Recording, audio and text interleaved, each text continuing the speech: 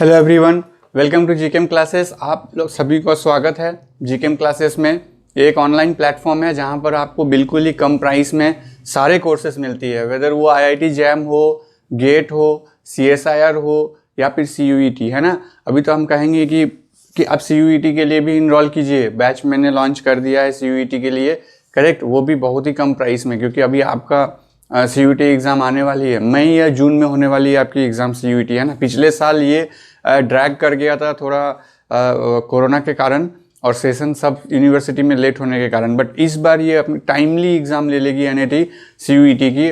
मुझे लगता है मई से जून महीना में ये एग्ज़ाम लेगी, है ना। नोटिफिकेशन आपको अप्रैल मंथ में आ जाएगी सीयूईटी की, करेक्ट। तो क्रैश कोर्स हमने लॉन्च कर दिया, वहाँ रिविज़न बैच चलेगी, है ना। रिविज़न मतलब इन डिटेल रिविज़न वो होगा, और एक होता है एग्ज़ाम के जस्ट 20 डेज़ या 25 डेज़ पहले होता है, वो रिवीजन सीरीज़ होता है ना। तो ये वाला क्लास को आप मिस नहीं कीजिएगा अगर आपका सपना है कि किसी सेंट्रल यूनिवर्सिटी में या बीएचयू में जा कर के अपना एमएससी करेंगे, है ना। अगर आप मिस कर गए आईआईटी जैम के लिए, अगर आपको लग रहा है कि स्कोर थोड़ा कम आ सकता है, तो आप सीयूईटी के लिए तैयारी कीजिए। इसमें भी जो यूनिवर्सिटीज़ मिलती है उसकी भी लैब फैसिलिटीज़, रिसर्च फैसिलिटीज़ बहुत अच्छी है, क्योंकि सेंट्रल यूनिवर्सिटी जो है वो गवर्नमेंट ओन क्या कहते हैं कॉलेजेस हैं, ठीक है, यूनिवर्सिटीज़ हैं। तो वहाँ पे आपको रिसर्च फैसिलिटी बहुत अच्छी मिल जाती है, फैकल्टीज़ भी अच्छी रहती है। तो आप ट्राई कीजिए इसकी सीयूईटी की, करेक्ट, और इसको क्रैक कीजिए, ठीक है। तो चलिए आज हम लोग जो डील करने वाले हैं वो है आपका थ्योरीज़।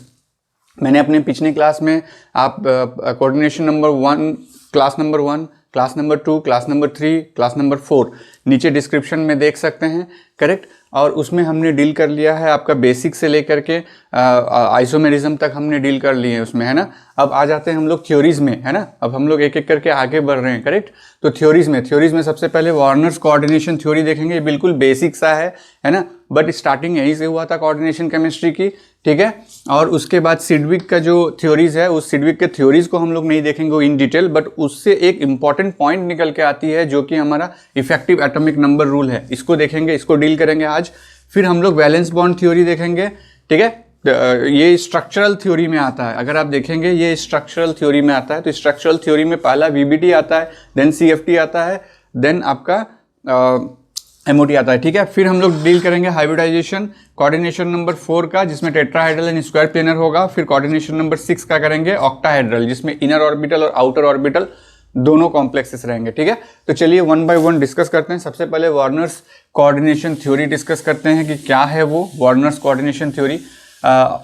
मुझे लगता है कि आप देख चुके हैं मेरे बेसिक्स क्लास में ही कि कैसे ये आया है। उस समय में नाम मैंने नहीं दिया था, बट इनका जो पॉस्टुलेट्स है, इनके पॉस्टुलेट्स के जो पहला पॉइंट है, इन्होंने कहा है कि किसी भी कोऑर्डिनेशन कॉम्प्लेक्स में दो तरह के वैलेंसीज होते हैं ना।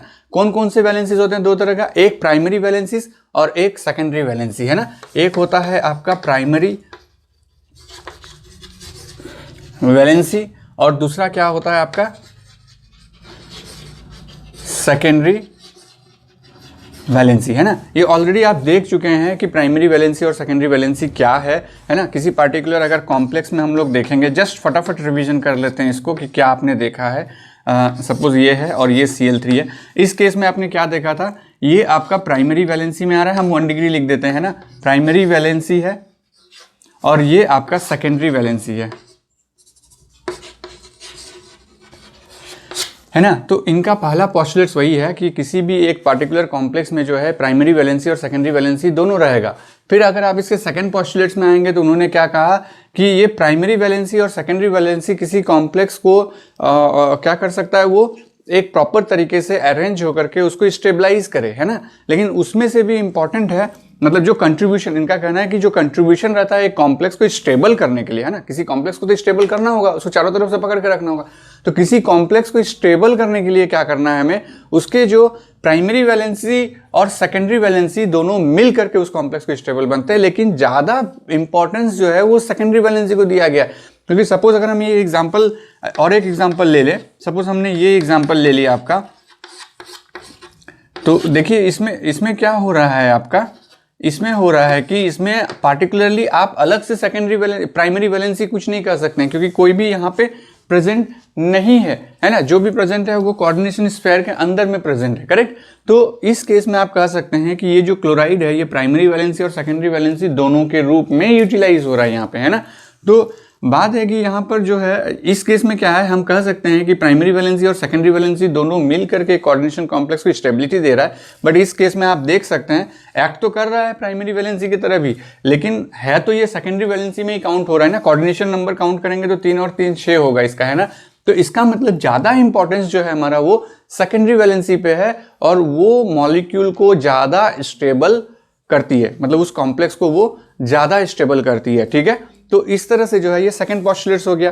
फिर इनका जो है थर्ड पोस्टुलेट्स है कि जो सेकेंडरी वैलेंसी है ये सेकेंडरी वैलेंसी जो है आपका ये वाला या फिर ये सेकेंडरी वैलेंसी है, ये क्या करता है, इसका जो बॉन्ड बनता है, मतलब कि ये जो स्पेस में अरेंज रहता है, इस सेंट्रल मेटल के चारों ओर जो अरेंज रहता है, ये एक फिक्स्ड पोजीशन देता है जिससे उस मॉलिक्यूल का एक क्या बनता है, ओवरऑल एक शेप बनता है, एक ज्योमेट्री बनता है ना। वो किसके हेल्प से बनता है, सिर्फ और सिर्फ सेकेंडरी वैलेंसी के हेल्प से बनता है, करेक्ट।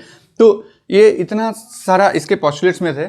और कुछ अगर जानना है तो हम लोग उसमें ऐडअप कर देते हैं कि जैसे मान लेते हैं कि इसका जो ऑक्सीडेशन नंबर है वो क्या कहते हैं, जो प्राइमरी वैलेंसी है वो उसको क्या कहते हैं, हेल्प करता है डिटरमाइन करने के लिए।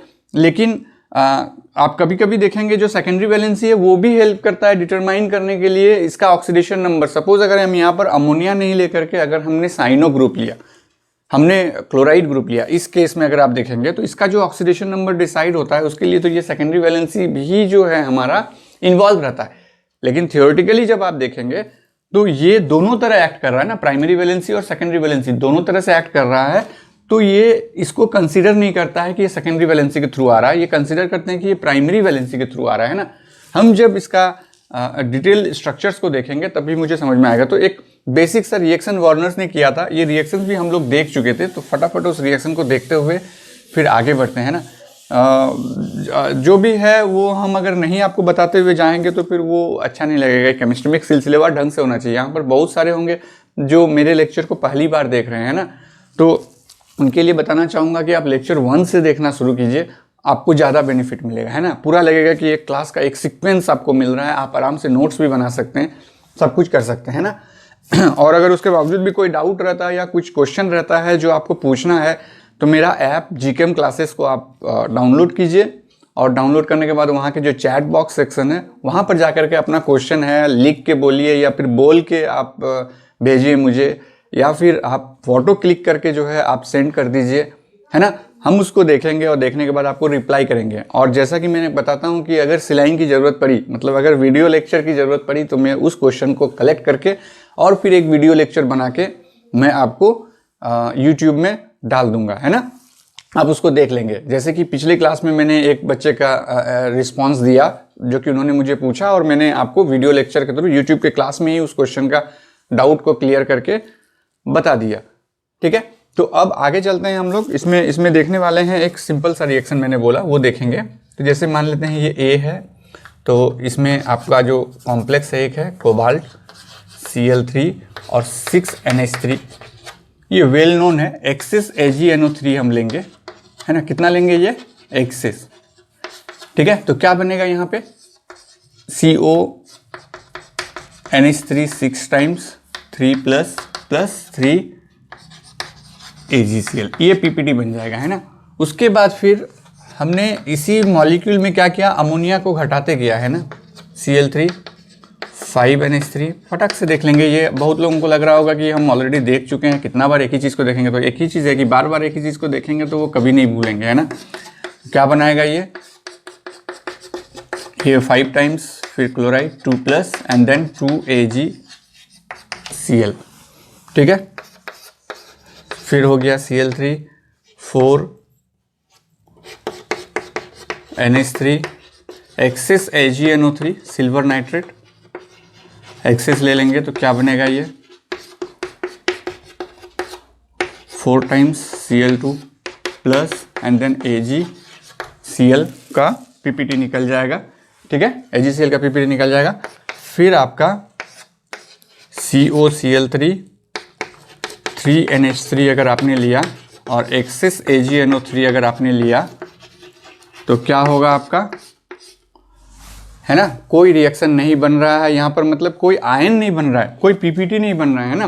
हो क्या रहा है, ये इस फॉर्म में मौजूद रहेगा, इसको बना देते हैं हम, ये इस फॉर्म में मौजूद रहेगा, कोई पीपीटी नहीं देगा ये, है ना, इसीलिए मैंने क्रॉस किया क्योंकि ये कोई पीपीटी नहीं देने वाला है, ये न्यूट्रल रहेगा, है ना। तो अगर आपसे पूछा जाए कि कंडक्टिविटी कैसे आप बताएंगे, यहाँ पर 3 और 1 4 आयन बन रहे हैं, यहाँ पे 2 और 1 3 आयन बन रहे हैं, यहाँ पर 1 और 1 2 आयन बन रहे हैं, यहाँ पे 0 आयन बन रहे हैं, है ना। तो कंडक्टिविटी का ऑर्डर क्या हो जाएगा, ए ज़्यादा कंडक्टिव होगा, देन बी, देन सी, और डी होगा नहीं, तो डी लिखेंगे नहीं, वो तो कंडक्टिविटी शो ही नहीं करेगा, 0 आयन है ही नहीं, तो कंडक्टिविटी कहाँ से दिखाएगा। ये एक उन्होंने बेसिक सा रिएक्शन को करके और फिर उन्होंने देखा था कि ये चलो एक, अगर हम अमोनिया के नंबर को घटाते जा रहे हैं तो एक अलग अलग मतलब कि आयनिक एक्टिविटी को दे रहा है वो, ये उस समय जो है पोटेंशियोमेट्रिक टाइट्रेशन करके ये सब देखे थे। अभी तो हमारे पास स्पेक्ट्रोस्कोपी है, उसमें देख लेते हैं, बट इमेजिन कीजिए कि उस समय में उसके पास कुछ भी नहीं थे, उसके बावजूद भी उन्होंने इतना सारा काम किया। और ये सब काम उन्होंने किया था, आपको पता है उनका एज क्या था उस समय में, आपसे हमको लगता है आपसे 3 साल या 4 साल बड़े थे वो एज उनका 26 ईयर था जिस समय उन्होंने ये सब काम किया था। आप जस्ट इमेजिन कीजिए कि 26 ईयर्स ओल्ड में ये सब काम करते हुए उन्होंने ये वार्नर्स कोऑर्डिनेशन थ्योरी डेवलप किया, ठीक है।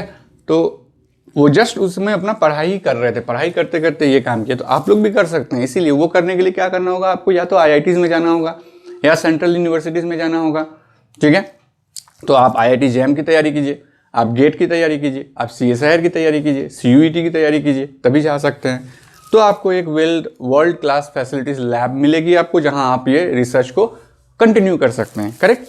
तो चलिए अभी नेक्स्ट जो है इसका मॉलिक्यूल का, जैसे ABCD है, ये मॉलिक्यूल का जो है हम लोग क्या करते हैं, ज्योमेट्री देखते हैं कि किस तरह से प्राइमरी वैलेंसी वर्क करता है और किस तरह से सेकेंडरी वैलेंसी वर्क करता है ना, उसको देखते हैं किस तरह से वो ABCD है ना। तो A में जो हमारा मॉलिक्यूल था वो किस तरह से वर्क कर रहा है, जैसे कोबाल्ट था, ये हो गया हमारा, इसमें 6 अमोनिया था, कोई चेंजेस नहीं था इसमें, है ना। इसके सेकेंडरी वैलेंसी में 6 अमोनिया था, मतलब इसका कोऑर्डिनेशन नंबर जो था वो 6 था, जिसमें सिर्फ और सिर्फ अमोनिया मौजूद था। और काउंटर आयन में कितने थे, 3 क्लोराइड। मतलब हम सिंपली कहेंगे वार्नर्स के अकॉर्डिंग प्राइमरी वैलेंसी कितने थे, 3 थे, 1 2 3, तो 3 यहां पर आपको क्या मिल गया, प्राइमरी वैलेंसी मिल गया। ये आपका जो था कॉम्प्लेक्स कौन सा था, ये वाला कॉम्प्लेक्स था 6 और Cl3। अब अगर हम कॉम्प्लेक्स नंबर बी में जाएंगे तो कॉम्प्लेक्स नंबर बी क्या था हमारा, cobalt NH3 5 times Cl and then Cl2। ये किस तरह से होगा, यहां पे देखिए प्राइमरी वैलेंसी मेरा घट गया और सेकेंडरी वैलेंसी में एक आयन हमारा जुड़ गया, तो किस तरह से ये दिखेगा हमारा, ये कोबाल्ट, ठीक है। देखिए हम जस्ट शुरू कर देते हैं, NH3 कितना है, 5 है, तो 5 लिख देंगे, ओके, ये लिख दिया 5, एक क्लोरीन आ गया यहाँ पे, और हमारा जो है प्राइमरी वैलेंसी जो है उसको लिखेंगे, यहाँ एक क्लोरीन, यहाँ एक क्लोरीन, और ये क्लोरीन जो है ये सेकेंडरी वैलेंसी की तरह भी एक्ट कर रहा है और प्राइमरी वैलेंसी की तरह भी एक्ट कर रहा है। तो हम यहाँ पर ऐसे करेंगे, दोनों लाइन खींचेंगे, तो हम लोग यहाँ लिख सकते हैं ये सेटिस्फाई कर रहा है किसके लिए, primary valency and secondary valency, दोनों के लिए ये सेटिस्फाई कर रहा है, दोनों के लिए ये सेटिस्फाई कर रहा है, प्राइमरी वैलेंसी और सेकेंडरी वैलेंसी। तो ये आपका अब शेप, यहां से ज्योमेट्री चेंज होकर के इस तरह का बन गया, शेप जो है वो अभी ये बन गया। अभी जैसे आपका C टाइप का मॉलिक्यूल जो था वो क्या था आपका, cobalt NH3 4 times Cl2 and then Cl, right. तो कोबाल्ट बना लीजिए, है ना। कभी कभी डायरेक्टली इससे पूछ लिया जाता है कि इसमें सेकेंडरी वैलेंसी कितने हैं और प्राइमरी वैलेंसी कितने हैं ना, तो कंफ्यूज नहीं होना है। सेकेंडरी वैलेंसी यहाँ पर ऑब्वियसली है, जितने लिगेंड है उतना सेकेंडरी वैलेंसी होगा, नो डाउट। क्लोरीन है कि क्या है उससे मतलब नहीं है, आप 6 कर देंगे। प्राइमरी वैलेंसी कितने हैं तो आप इसमें लिखेंगे कि क्लोरीन भी आपका प्राइमरी वैलेंसी में आ रहा है, क्योंकि ये दोनों को सेटिस्फाई कर रहा है। तो यहां पर हो जाएगा आपका 2 और 1 3, है ना, सेकेंडरी वैलेंसी। उसी तरह से यहां आ जाते हैं, इस जगह को खाली छोड़ देते हैं हम लोग, NH3 NH3 NH3 NH3। तो कितने हैं हमारे पास? 4, 1 2 3 4 हो गया, और 2 क्लोरीन है, 1 क्लोरीन 2 क्लोरीन, ठीक है।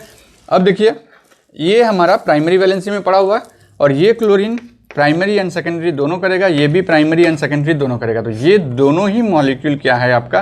Primary and secondary valency. यहां लिखता हूं, उधर एक और मॉलिक्यूल बनाना है। दोनों को क्या कर रहा है? ये हमारा सेटिस्फाई कर रहा है ना, प्राइमरी को भी कर रहा है और सेकेंडरी को भी सेटिस्फाई कर रहा है। अब जाते हैं डी में। तो ये अगर नंबर पूछा जाएगा कितने प्राइमरी है कितने सेकेंडरी, तो यहां पर भी वही चीज हो गया। सेकेंडरी कितने हैं हमारा? सेकेंडरी है हमारा 6, और प्राइमरी कितने हैं? मेंशन करना होगा कि 3 प्राइमरी है, लेकिन साथ में ये सेकेंडरी वैलेंसी में भी इंक्लूडेड है, जो प्राइमरी वैलेंसी हमारा यहाँ पे है ना। डी में आ जाते हैं, यहाँ पर है कोबाल्ट NH3 3 टाइम्स Cl3, है ना। ये किस तरह से वर्क कर रहा है ये भी देखना है हमें। तो NH3, एक काम कीजिए यहाँ से कीजिए, NH3 तो फेसियल जैसा अरेंजमेंट भी हो जाएगा। NH3 पिछले क्लास में ही हम लोग देखे थे, फेसियल और मेरिडोनियल क्या होता है अरेंजमेंट, है ना। Cl Cl Cl, ये तीनों ऐसे आ रहा है, ये तीनों एक जगह में तो फेसियल है, ये तीनों एक जगह में है तो फेसियल है ना। तो इस केस में क्या हो जाएगा आप देखिए, ये सब प्राइमरी एंड सेकेंडरी दोनों के लिए वर्क करेगा, और ये सब ओनली सेकेंडरी के लिए वर्क करेगा। आपका क्वेश्चन इस तरह से आ सकता है, इस मॉलिक्यूल में कितने ऐसे हैं जो प्राइमरी वैलेंसी और सेकेंडरी वैलेंसी दोनों के लिए एक्ट कर रहे हैं ना। तो क्लोरीन, 3 क्लोरीन है ना, ये तीनों ही आपका क्या है? वर्क कर रहा है प्राइमरी एंड सेकेंडरी वैलेंसी के रूप में, है ना। प्राइमरी और सेकेंडरी वैलेंसी के रूप में ये तीनों ही वर्क कर रहा है। ये स्ट्रक्चर हमको देना था आपको, क्योंकि क्वेश्चन कहाँ से आएगा हमें नहीं पता है। ये सबसे बेसिक चल रहा है, अभी एडवांस हम लोग बढ़ रहे हैं, धीरे धीरे एडवांस की ओर बढ़ रहे हैं ना। ये सब सारे एग्जाम में पूछता है, जैसे आपका IIT जैम हो गया, या CUET हो गया, या गेट हो गया, या CSIR हो गया, सब में इस तरह के क्वेश्चन को पूछते हैं, है ना। ये एकदम बेसिक्स हैं। अब जैसे जैसे एडवांस की ओर जाएंगे, कहीं कहीं जो है जो जरूरत नहीं पड़ेगी आपके IIT जैम के लिए, वो जरूरत पड़ेगा गेट के लिए, वो जरूरत पड़ सकता है CSIR के लिए, है ना। वो मैं बता दिया करूँगा, जैसे ही मैं टॉपिक को डील करूँगा पहले ही बता दिया करूँगा कि IIT जैम के लिए नहीं है, ये CSIR के लिए, ये मेंशन कर दूंगा मैं वहाँ पे, है ना। तो अभी फिलहाल जो जहाँ जब भी मेंशन नहीं है, समझिए ये IIT जैम के लिए भी उतना ही इंपॉर्टेंट है जितना गेट के लिए और CSIR के लिए, करेक्ट। सो अभी हम लोग आगे बढ़ते हैं मॉलिक्यूल को लेते हुए। अभी हम लोग EAN रूल, नेक्स्ट हमारा क्या था? EAN रूल, जो सीडबैक का EAN रूल था उसको देखेंगे कि क्या है वो EAN रूल, जो कि इफेक्टिव एटॉमिक नंबर है ना। तो हम लोग क्या देखेंगे अभी नेक्स्ट? EAN रूल क्या है? ये EAN रूल ये है आपका इफेक्टिव एटॉमिक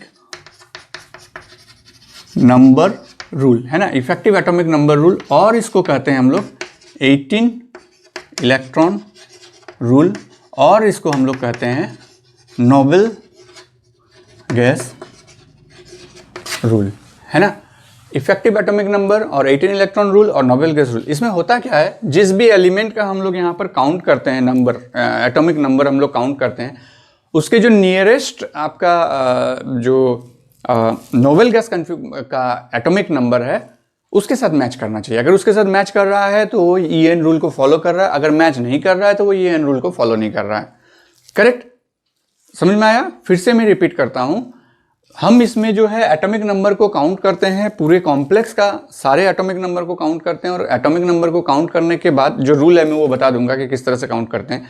वो आपका उसके नियरेस्ट, मतलब उस लाइन में, उस पीरियड में जो आखिरी, मतलब 18 ग्रुप में, मतलब उस पीरियड में जाएंगे, पीरियड सपोज ग्रुप 1 का ले लें तो ग्रुप 1 2 3 4 करके 18 तक जब जाएंगे, लेकिन सेम पीरियड में जो उसका एटॉमिक नंबर रहेगा नोबेल गैस का, वो नंबर अटेंड करना है। अगर वो नंबर अटेंड कर रहा है तो वो इफेक्टिव एटॉमिक नंबर रूल को फॉलो कर रहा है, अगर उस नंबर को अटेंड नहीं कर रहा है तो वो उसको फॉलो नहीं कर रहा है। तो सिंपल EAN रूल के लिए जो फॉर्मूला है वो क्या है?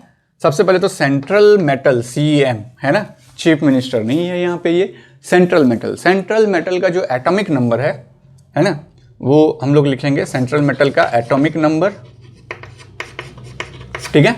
उसके बाद प्लस क्या करेंगे, सेंट्रल मेटल का एटॉमिक नंबर हो गया तो प्लस करेंगे। उसके बाद क्या करेंगे, अगर उसमें जो है loss of electron, gain of electron हो रहा है, उसको जोड़ेंगे, गेन ऑफ इलेक्ट्रॉन, और माइनस अगर लॉस ऑफ इलेक्ट्रॉन हो रहा है, ठीक है, और फिर ये प्लस कोऑर्डिनेशन, मतलब उसके कोऑर्डिनेशन नंबर से कितने इलेक्ट्रॉन गेन हो रहे हैं उसको करेंगे प्लस, क्या करेंगे, गेन, इस प्लस को यहां नीचे कर देता हूं, plus gain through coordination number electrons, है ना। सेंट्रल मेटल का एटॉमिक नंबर लिखना है, प्लस करना है अगर इलेक्ट्रॉन गेन हो रहा है उसमें। इलेक्ट्रॉन गेन कब होगा, ऑक्सीडेशन नंबर माइनस जब होगा, तो बहुत रेयर चांस है कि ऑक्सीडेशन नंबर माइनस होगा। लॉस ऑफ इलेक्ट्रॉन मतलब क्या हो गया, जो भी ऑक्सीडेशन नंबर है उस मेटल का कोऑर्डिनेशन कॉम्प्लेक्स का नहीं, मेटल का जो भी ऑक्सीडेशन नंबर है, सपोज आयरन है, आयरन +2 चार्ज में है, +2 चार्ज में है तो यहाँ पर 2 माइनस कर देंगे। आयरन -2 चार्ज में है, 2 जोड़ देंगे। आयरन 0 ऑक्सीडेशन स्टेट पे है, ना ये लिखेंगे ना ये लिखेंगे, 0 लिखेंगे। गेन थ्रू कोऑर्डिनेशन नंबर का इलेक्ट्रॉन्स, कैसे, सपोज कार्बोनिल दिया हुआ है तो 2 इलेक्ट्रॉन, हर एक कार्बोनिल के पीछे 2-2 इलेक्ट्रॉन जोड़ेंगे। अमोनिया दिया हुआ है, हर एक अमोनिया के पीछे 2-2 इलेक्ट्रॉन जोड़ेंगे। Cl- दिया हुआ है, हर एक Cl- के पीछे 1-1 इलेक्ट्रॉन को हम लोग जोड़ेंगे, और उस तरह से हम लोग बनाएंगे, ठीक है। तो अब हम लोग इसको निकालते हैं कुछ एग्जांपल्स लेकर के कि ये फॉर्मूला में ये बैठ रहा है कि नहीं बैठ रहा है। वो कॉम्प्लेक्स हमारा क्वेश्चन आता है आपको, ऐसा नहीं कि नहीं आता है, सब में आता है, जैम में भी आता है, CUET में भी आता है, गेट में भी आता है, CSIR में भी आता है ना, CSIR के पार्ट B में आता है, करेक्ट, कि कौन सा मॉलिक्यूल, कौन सा कॉम्प्लेक्स है जो 18 इलेक्ट्रॉन रूल को फॉलो नहीं कर रहा है, इफेक्टिव एटॉमिक नंबर रूल को फॉलो नहीं कर रहा है, या नोबल गैस रूल को फॉलो नहीं कर रहा है, किसी न किसी वे में वो जरूर दिया हुआ रहेगा। तो हम लोग देखते हैं अभी, जैसे कोई एक एग्जांपल ले लेते हैं। एग्जांपल है मेरे पास, जैसे एग्जांपल नंबर A अगर हमने ले लिया, यहाँ पर ले लेते हैं हम निकल को और फिर कार्बोनिल 4 टाइम्स। इसमें ट्राई कीजिए बैठाने का, और इसमें हमको बताइए कि ये इफेक्टिव एटॉमिक नंबर रूल को फॉलो कर रहा है या नहीं कर रहा है ना।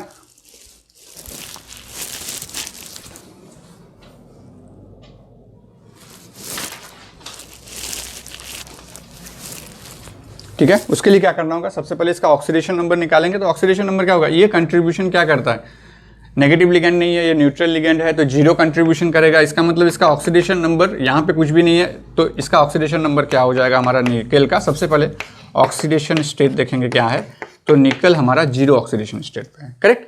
अब 0 ऑक्सीडेशन स्टेट पे है तो हमने आपको बताया था कि हमेशा D ग्रुप के एलिमेंट को आप जो है प्रैक्टिस करेंगे मेटल इन +2 ऑक्सीडेशन स्टेट पे, है ना।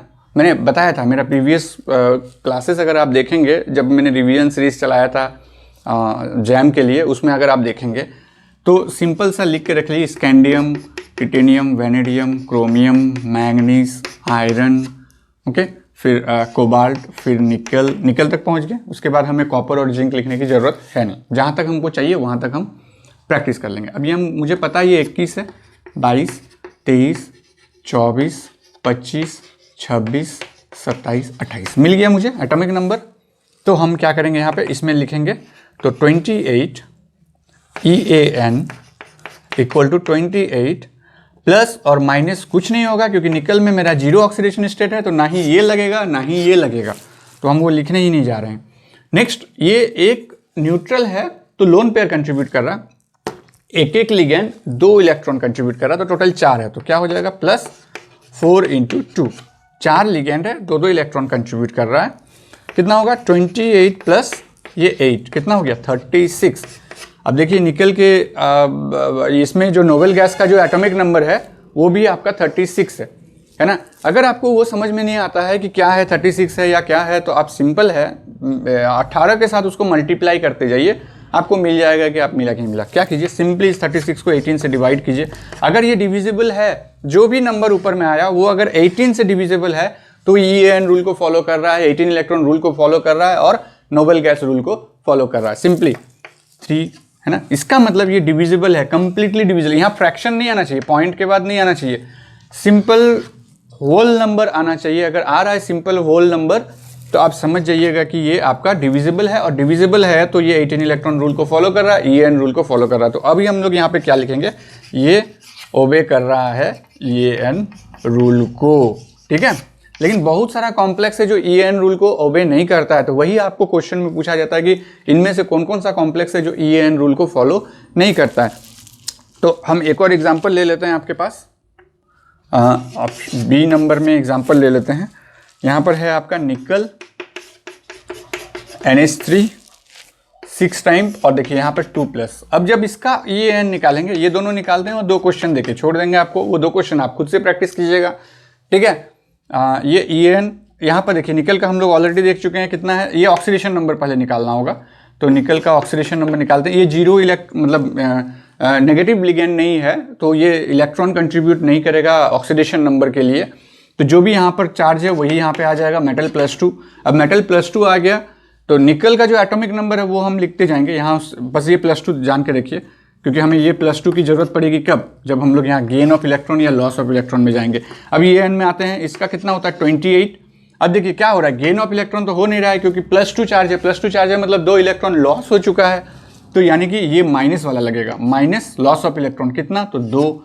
उसके बाद फिर अमोनिया, एक अमोनिया 2 इलेक्ट्रॉन कंट्रीब्यूट करती है, तो 6 है हमारा, तो क्या हो जाएगा यहाँ पे 2, यहाँ पर 6 लिगेंड इंटू 2 इलेक्ट्रॉन कंट्रीब्यूशन, कितना आ जाएगा यहाँ पे 28 - 2, यहाँ पे लिख लेता हूँ 26, और प्लस यहाँ पे 12 है, तो कितना हो गया, ये 8 और ये 2 और 1 3, 38 आ गया। तो ये क्या हो रहा है, EAN रूल को ओबे नहीं कर रहा है ना, EAN रूल को ये ओबे नहीं कर रहा है। ये एकदम सिंपल है, और ये आपको मिलेगा ही मिलेगा मार्क्स इसमें, और इसमें गलत होने का कोई चांसेस ही नहीं है, करेक्ट। यही दिक्कत है कि इसमें आपको ये भी नहीं देखना है कि स्ट्रॉन्ग फील्ड है, वीक फील्ड है, कुछ नहीं देखना है। इसका मतलब लिगेंड से आपको कोई मतलब नहीं, बस इतना पता होना चाहिए कि इलेक्ट्रॉन कितना कंट्रीब्यूट कर रहा है, इतना पता होना चाहिए कि न्यूट्रल लिगेंड है कि नहीं। इसके लिए जो है आप मेरा लेक्चर नंबर 1 देखिए, वहां पर आपको मिल जाएगा लिगेंड के बारे में, है ना। तो ये जो है आपको वो पता होना चाहिए बस लिगेंड के बारे में। आपका ये इफेक्टिव एटॉमिक नंबर कभी भी रॉन्ग नहीं होगा। 2 एग्जाम्पल हम आपको दे देते हैं, आप उसको सॉल्व करते रहिए। ये बी हो गया ना, तो सी में है, आप लिख लीजिए इसको आयरन। जितना प्रैक्टिस करेंगे उतना अच्छा आपका बनेगा, तब समझ में आएगा कि कॉन्सेप्ट आपने पकड़ा है कि नहीं पकड़ा। ये सी हो गया, वेदर ये EAN रूल को फॉलो कर रहा है या नहीं कर रहा है ना। और एक क्वेश्चन दे देता हूँ डी, ठीक है। जितना एग्जाम्पल सॉल्व करेंगे उतना आपके लिए अच्छा है। मैं आपको दे देता हूँ कोबाल्ट NH3 6 और 2+। तो ये दोनों मॉलिक्यूल, ये दोनों कॉम्प्लेक्स के बारे में आप बताएंगे हमको कि ये EAN रूल को फॉलो कर रहा है या नहीं कर रहा है। इसको लिख लीजिए, मैं बोर्ड को मिटा लूँगा। नेक्स्ट फिर हम आगे बढ़ते हैं, ठीक है। नेक्स्ट हमारा जो है स्ट्रक्चरल थ्योरीज में जाएंगे, जहाँ VBT, CFT और MOT है, जिसमें आज हम लोग VBT को डिस्कस करेंगे, करेक्ट। तो आपने मुझे लगता है कि आंसर भी दे दिया होगा आपने, ऐसा कुछ नहीं है उसका आंसर देने में, है ना। फटाफट खाली EAN रूल को काउंट करना है बस सबको। आपको फॉर्मूला भी मिल गया है ना। ये दोनों का आप फटाफट बता दीजिए क्या होगा। अब चलिए नेक्स्ट चलते हैं हम लोग स्ट्रक्चरल थ्योरी में, है ना। स्ट्रक्चरल थ्योरी में हम लोग आज थ्योरीज पढ़ रहे हैं ना, स्ट्रक्चरल थ्योरी। और एक दिन में पूरा थ्योरी खत्म भी नहीं होगा, है ना। इसमें जो है सबसे पहला आपका VBT आएगा। VBT क्या है, वैलेंस बॉन्ड थ्योरी, ठीक है। और फिर नेक्स्ट आएगा आपका CFT, क्रिस्टल फील्ड थ्योरी। फिर आएगा MOT, मॉलिक्यूलर ऑर्बिटल थ्योरी। और सबसे लेटेस्ट और एडवांस MOT ही है, ठीक है।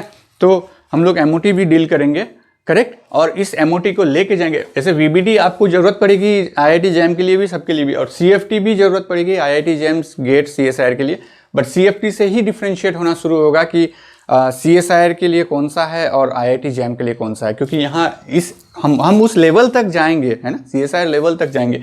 MOT में भी आपका IIT JAM में बिल्कुल बेसिक पूछता है, बट हम लोग CSIR लेवल में और गेट लेवल में भी जाएंगे MOT को लेके, ठीक है।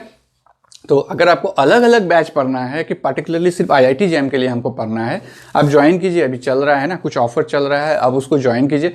और वो लिमिटेड टाइम के लिए वो ऑफर, उस प्राइस में आपको कहीं भी किसी भी कोचिंग में नहीं मिलने वाला है ना। तो आप अभी ट्राई कीजिए ज्वाइन करने का, क्योंकि वो एक बार ख़त्म हो जाएगा तो फिर आप हमको बार बार कहेंगे कि कम करने के लिए, तो वो पॉसिबल नहीं है ना। इंट्रोडक्टरी ऑफर जो होता है वो सिर्फ मतलब कुछ टाइम पीरियड के लिए ही होता है, करेक्ट। तो अलग अलग डिफाइंड बैच भी हमारा बनने जा रहा है, जिसमें हम लोग गेट और CSIR को भी फोकस करेंगे अपकमिंग में, है ना। तो अभी देखते हैं, सबसे पहले हम लोग VBT को लेके चलेंगे, है ना, valence bond theory. Valence bond theory, ये उसके वैलेंस शेल में क्या इलेक्ट्रॉन है, वो किस तरह से इंटरेक्ट कर रहा है, मेटल का जो वैलेंस अगर एम्प्टी है तो अच्छे से कोऑर्डिनेट बॉन्ड बना पाएगी, ये सब को लेकर के ये वैलेंस बॉन्ड थ्योरी है, ठीक है। ये बेसिक सा है, लेकिन इस वैलेंस बॉन्ड थ्योरी को MOT आने के बावजूद भी इसका इंपॉर्टेंस मिला हुआ है। उसका रीजन ये है कि हाइब्रिडाइजेशन और shape of the molecule, shape, geometry, hybridization, ये VBT के अलावा और कोई नहीं बता सकता है, करेक्ट। तो ये VBT बहुत अच्छे से डील करता है हाइब्रिडाइजेशन को, कि आपका वो हाइब्रिडाइजेशन क्या होगा, है ना। तो VBT को अच्छे से देखिए, है ना। इसमें जो है आपका ये भी पॉस्टुलेट्स में बटा हुआ है। जैसे आपका इसका अगर देखेंगे तो VBT में जो पहला पॉस्टुलेट्स है वो क्या कहता है, ये जो आपका मेटल है, सेंट्रल मेटल जो है आपका, इसमें जो है एम्प्टी ऑर्बिटल्स है, ये क्या करता है, अट्रैक्ट करता है आपका लिगेंड को, कि आप आओ मेरे यहाँ पर बैठो, हमको कोई दिक्कत नहीं है उससे, हैं। जब आप यहाँ पर आके बैठोगे तो अलग डिज़ाइन से बैठेगा ना। सपोज किसी ने मॉल खड़ा कर दिया और उसको अलग अलग शॉप को दिया, तो आपको देखने में कितना अच्छा लगता है। तो बिल्कुल वैसे ही ये मॉलिक्यूल्स भी है, वैसे ही ये सेंट्रल मेटल भी कहता है कि हम मेरे ये ऑर्बिटल खाली है, आप आके इस तरह से बैठो, है ना। उसमें भी किसी किसी लोगों का दबदबा होता है कि नहीं, हम उसी कमरे को लेंगे अपने शॉप के लिए। तो वो होता है, अगर वो स्ट्रांग फील्ड है, अगर वो स्ट्रांग बैकग्राउंड से आ गया, तो आपको जो कहेगा मॉल वाले को वो सुनना पड़ेगा, है ना। उसको वो जगह खाली करना पड़ेगा। तो वो स्ट्रांग फील्ड लिगेंड का काम है, वो पेयरिंग अप करा देता है उसके d ऑर्बिटल में भी। एक तो जा रहे हैं सेंट्रल मेटल के घर में, ऊपर से उसको कंप्रेस करके दबा दे रहे हैं और उसके ही घर में घुसने जा रहे हैं ना। जहां एक एक करके बेचारा आराम से बैठा हुआ था, उसको कंप्रेस करके आप उसको छोटा कर दिए और आप वहां पर इनर ऑर्बिटल में कर दिए, मतलब उसके घर तक घुस गए, है ना। तो ये दबदबा होता ही है, आप देखते हैं बाहुबली सब करते ही है। और एक होता है जिसको अपना शॉप चलाना तो है, लेकिन आता है जो जगह दिया उसी में वो अपना खुश है और उसी में लेकर के चलता है, जो कि आपका आउटर ऑर्बिटल कॉम्प्लेक्स है। तो ये अपना नंबर ऑफ ऑर्बिटल कितने खाली रखते हैं, अभी नेक्स्ट जो है अब इनको इन डिटेल सीरियसली कर लेते हैं। अभी तो हो गया इसको एग्जांपल से रिलेट करना। ये एम्प्टी ऑर्बिटल्स उतने ही नंबर प्रोवाइड करेंगे जितना इसका कोऑर्डिनेशन नंबर होने का चांसेस है, ठीक है। जितना इसका कोऑर्डिनेशन नंबर होने का चांसेस है उतने ही एम्प्टी ऑर्बिटल देंगे। और ये और एम्प्टी ऑर्बिटल और जो लिगेंड आएंगे अपने भरे हुए ऑर्बिटल को लेके, दोनों के बीच में जो बॉन्ड बनेगा, सपोज कि ये आपका हो गया मेटल का एम्प्टी ऑर्बिटल, है ना, और जो है ये आपका लिगेंड का भरा हुआ ऑर्बिटल, है ना। ये लिगेंड का भरा हुआ ऑर्बिटल है, ये मेटल का एम्प्टी ऑर्बिटल है। तो ये जो ओवरलैप होगा ये हेड ऑन ओवरलैप होना चाहिए, है ना, हेड ऑन ओवरलैप होना चाहिए। तभी ये जो है ये किस तरह का बॉन्ड बनाता है, मेटल टू लिगेंड कौन सा बॉन्ड बना रहा है, सिग्मा बॉन्ड बना रहा है ना। क्योंकि ये जो ओवरलैप है, और ये मैक्सिमम ओवरलैप कब होता है, आप ऑर्गेनिक केमिस्ट्री जब केमिकल बॉन्डिंग पढ़ते हैं तो वहां पे भी देखे हैं, मैक्सिमम ओवरलैप होने के लिए क्या होना होता है हमको, ये बॉन्ड स्ट्रांग तभी बनता है जब मैक्सिमम ओवरलैप होता है। और मैक्सिमम ओवरलैप होने के लिए हमको उसको हाइब्रिडाइजेशन के थ्रू पास करना होता है। इसका मतलब जो ये मेटल है ये हमारा हाइब्रिडाइजेशन से पहले पास होगा, है ना। ये पहले हाइब्रिड ऑर्बिटल्स फॉर्म करेगा, उसके बाद ये ओवरलैप करेगा लिगेंड के साथ। क्योंकि जब हाइब्रिडाइजेशन हो जाता है तो हमारा ऑर्बिटल का साइज थोड़ा सा बड़ा हो जाता है और वो आराम से ओवरलैप करने के लिए अवेलेबल रहता है ना। तो इसलिए हाइब्रिडाइजेशन में ये पार्टिसिपेट करता था। अब ये हाइब्रिडाइजेशन कैसे है, बहुत ईजी कैलकुलेशन है, हम लोग देखेंगे। तो ये कैसे एक्ट करेगा, जब इसके पास कुछ नहीं है तो हम लोग इसको क्या कह सकते हैं, लुईस एसिड टाइप। इसके पास बहुत कुछ है तो हम लोग इसको क्या कह सकते हैं, लुईस बेस टाइप, है ना। तो यहाँ पर ओवरलैप जो हो रहा है, लुईस एसिड और लुईस बेस के बीच में ओवरलैप हो रहा है। ये अपना लोन पेयर को लेकर के आते हैं, इसके एम्प्टी ऑर्बिटल में डालते हैं और metal to ligand sigma bond बनाते हैं ना, जो कि कोवैलेंट नेचर का होता है, ठीक है, एक स्ट्रॉन्ग कोवैलेंट नेचर की तरह होता है। इसीलिए बस इसी ऑर्बिटल ओवरलैपिंग के कारण आप देखेंगे ये डिसोशिएट नहीं होता है ना। डिसोशिएट नहीं होने का कारण है, ये डिसोशिएट नहीं होता है। डिसोशिएट नहीं होने का कारण है कि ये ओवरलैपिंग हो रहा है इस तरह के बॉन्ड। जैसे हम लोगों ने देखा था एग्जांपल ना, जैसे ये वाला मॉलिक्यूल हमने देखा था कि CONH3 और 6 टाइम्स ले लिए और क्लोराइड को ले लिए। तो जब इसको हम ये पानी के बर्तन में डाल दिए, ये वाटर है, तो ये टूटा कैसे था, ये आपका टूटा था यहाँ 3+ और ये Cl3 कैसे टूटा था आपका, +3Cl-। क्या ये अमोनिया वहां से बाहर निकला था? नहीं निकला था। क्यों नहीं निकला था? क्योंकि ये इस तरह का, सपोज अगर ये मेटल को हम कोबाल्ट मान लेते हैं, ये लिगैंड को हमको मान के चलना होगा अमोनिया, और इसका जो लोन पेयर है ये दिया इसको, इसके एम्प्टी ऑर्बिटल में, है ना। तो ये इस तरह का जो बॉन्ड फॉर्म हो गया, अब ये बॉन्ड क्या होगा, अब पानी के घुलने में, हाइड्रोलिसिस में तो वो नहीं टूटेगा, डिसोसिएट इजीली नहीं होगा, उसके लिए आपको रिएक्शन कराना पड़ेगा, है ना। तो रिएक्शन मैकेनिज्म में देखेंगे कैसे रिएक्शन करते हैं। तो ये इस तरह से बॉन्ड बनती है ना। ये लुईस बेस की तरह काम कर रहा है, आपको मालूम है ये लुईस बेस का, क्योंकि इसके पास लोन पेयर है जो ये डोनेट कर सकता है। ये लुईस एसिड की तरह काम कर रहा है। कैसे? क्योंकि आपको मालूम है इसके पास एम्प्टी ऑर्बिटल है जो ये लोन पेयर को एक्सेप्ट कर सकता है, करेक्ट। तो इसी तरह से जो है मेटल लिगैंड का आपका सिग्मा बॉन्ड बन गया, है ना। तो मेटल लिगैंड का सिग्मा बॉन्ड गया। सिर्फ सिग्मा बॉन्ड बन के भी नहीं रहता है, ये मेटल और लिगैंड ऐसे भी नहीं छोड़ेंगे। कभी कभी क्या होता है, अगर आप जाएंगे एटॉमिक नंबर 26 के उधर में, तो आप देखेंगे कि उसके मेटल का जो डी ऑर्बिटल है वो भी कुछ भरा हुआ रहता है ना। और जो लिगैंड अप्रोच करते हैं उस लिगैंड में भी एम्प्टी ऑर्बिटल रहता है, ऐसा नहीं कि वहाँ भरा हुआ रहता है। अगर वो आपका थर्ड पीरियड का एलिमेंट है, अगर वो लिगैंड बन रहा है थर्ड पीरियड का, तो क्या होगा, जनरली आप देखेंगे उसके पास जो है ऑर्बिटल खाली रहता है, डी ऑर्बिटल खाली रहता है। तो ये मेटल का जो इलेक्ट्रॉन है, लोन मतलब जो इलेक्ट्रॉन पेयर है, वो उसके डी ऑर्बिटल में जैसे कि इंटरेक्शन करता है, तो उसको हम लोग कहते हैं metal to ligand pi bond के जैसे बनता है ना। तो अब क्या होगा, हमारा जो मेटल है उसका जो ऑर्बिटल भरा हुआ है, ये जो भरा हुआ है, जितना ही भरा हुआ है वो लेटरल ओवरलैपिंग करता है आपके लिगैंड के एम्प्टी ऑर्बिटल में। सपोज ऑक्सीजन को नहीं लेंगे हम लोग, H2O मॉलिक्यूल में यहाँ पर नहीं होता वैसा, क्योंकि ऑक्सीजन के पास 3D नहीं है। वैसे ही बिल्कुल नीचे आ जाइए सल्फर के पास, है ना, या फिर आप क्लोरीन के इसमें देखेंगे, तो ये सब में क्या होगा, उसका 3D जो है वो खाली है। तो 3D खाली है तो क्या करेगा, ये एक जस्ट एक इंट्रैक्शन करेगा ऐसे, बस ये लेटरल ओवरलैपिंग के जैसे इंट्रैक्शन करेगा। तो इसको हम लोग कहते हैं मेटल टू लिगैंड कौन सा बॉन्ड, पाई बॉन्ड। ये लेटरल ओवरलैपिंग आपको दिख रहा है, यहाँ हेड टू हेड ओवरलैपिंग नहीं है, इसका मतलब ये वीक होता है, ये उतना ज़्यादा स्ट्रांग नहीं होता है, ये कमज़ोर होता है ना, ये इजीली टूट जाता है। लेकिन ये आपका बहुत ही ज़्यादा स्ट्रांग है। लेकिन ये रहने के साथ साथ ये भी रहेगा, तो ये क्या कर रहा है, ज़्यादा स्टेबिलिटी को गेन करता है ना, ये स्टेबिलिटी देता है ज़्यादा, ठीक है। तो इसीलिए ये यहाँ पे रहता है। अब इसके बाद जो है नेक्स्ट कॉन्सेप्ट हम लोग देखते हैं, जो है मैंने कहा था कि ये हाइब्रिडाइजेशन बनाता है। तो अब डिफरेंट कोऑर्डिनेशन को लेकर हाइब्रिडाइजेशन बनाते हुए आगे बढ़ेंगे। लेकिन उसके पहले एक कॉन्सेप्ट है जो मैं बताते हुए चलूँगा, इसी का, वीबीटी का।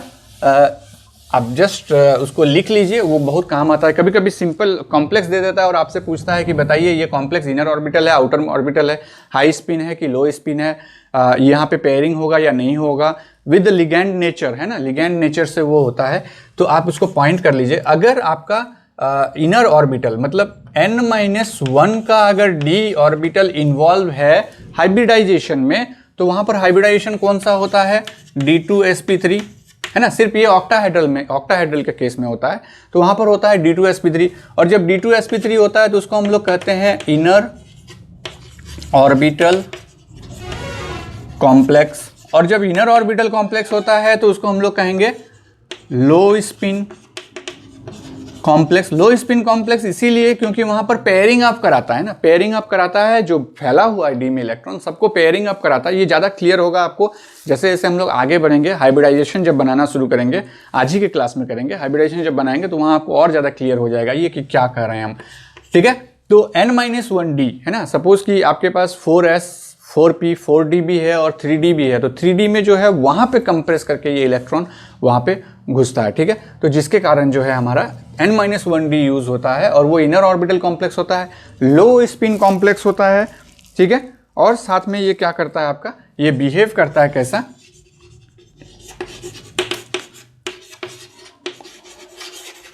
कोवेलेंट कॉम्प्लेक्स की तरह बिहेव करता है। तो अगर आपसे क्वेश्चन पूछे कि arrange the following based on the covalent character, है ना, अगर कोवेलेंट कैरेक्टर के नेचर में अगर आपको अरेंज करने के लिए कहे तो आप कॉम्प्लेक्स को देखने के साथ आप अरेंज कर सकते हैं कि कौन कितना ज़्यादा इनर ऑर्बिटल बनने के लिए उतारू है। वो डिपेंड करता है आपका उसके स्ट्रांगनेस पे, है ना, कितना स्ट्रांग है वो, मतलब स्ट्रांग फील्ड लिगेंड कितने वो अटैच्ड हैं उसमें, है ना, उस हिसाब से।